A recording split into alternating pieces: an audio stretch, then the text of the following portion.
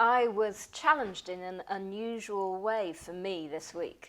I was challenged by the words of a rapper called Micah Bournes. You can find the full lyrics of the song online. You can even find a place where he explains how these lyrics came about. But I want to look at one section here that really challenged me. And this is how the lyrics go. The picture we paint in our minds is a far cry from the reality of heaven. When the saints go marching in, it will not be a parade of the almost perfect. God does not reserve grace for those who only need a little bit. The healthy are in no need of a doctor. The healer is for the sick. Till this point I was with him, nodding along, but the next bit made me stop and think. Is what he says okay? Do I agree with it? Do I believe it? And this is how it carries on. Heaven will be a freak show. Promiscuous young men will embrace the virgin priests who molested them, and their hearts will both be pure. How amazing is grace. We, the English, are all for backing the underdog.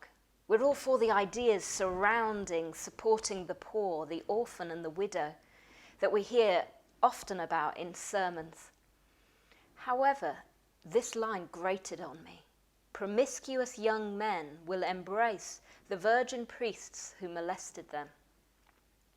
Because when we talk of the perpetrators of oppression, the perpetrators of suffering or violence, we talk in despising, harsh and hateful words.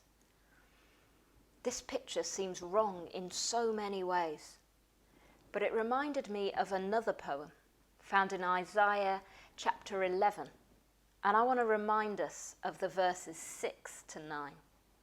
It goes like this.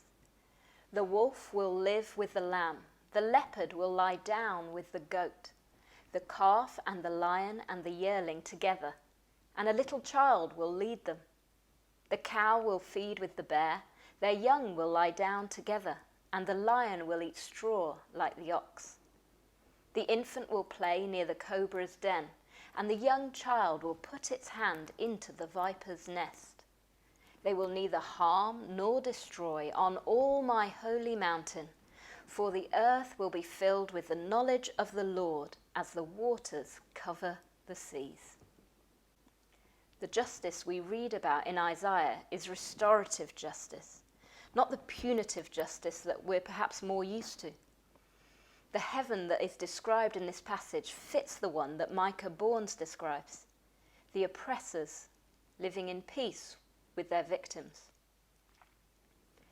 This isn't to say that we throw these people into rooms with each other now and expect them to get on and disregard the pain of the victims and the oppressed. That isn't what we're saying.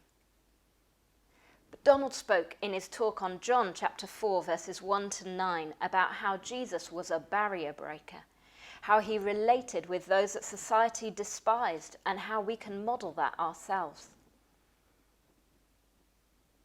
But I think often we look on those despised as the poor, the oppressed. But we despise the oppressors, perhaps even more. And that is really challenging. It's worth going and listening to Donald's talk or on his video or on his podcast and listening, especially if you're struggling with this whole concept. But what it shows us is just how amazing God's grace is. He really did come for the wretched. Amazing grace, how sweet the sound that saved a wretch like me. And if that is true, then heaven will be a freak show. Because God allows for the repentance of the molester as well as the molested. And what this does is it gives us all an invitation to have hope in a better future. where whether we feel oppressed and victimized or whether we feel hopeless due to our unhealthy desires and addictions, there is hope in a future where we will be free from all of these, where we will live in peace with all of those around us. And so there is no need for despair, because there's hope. And for those of us that maybe don't overly feel like we belong to either of these groups, the oppressed or the oppressor, it's good to remember that none of us are that far from belonging to them. A little reflection and a little research soon highlights those areas where we've been complicit with oppression, often in systems where we feel we can't avoid being the oppressor. There's no other option. Or we feel that we can't help but be oppressed by systems that make it impossible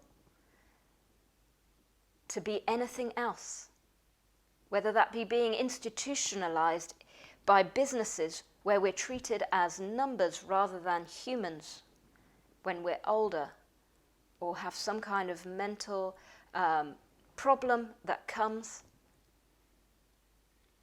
and we get treated as subhuman and we're oppressed. None of us are that far from being the oppressor or the oppressed. But our job now is to see how we can begin the kingdom work of being peacemakers. Blessed are the peacemakers.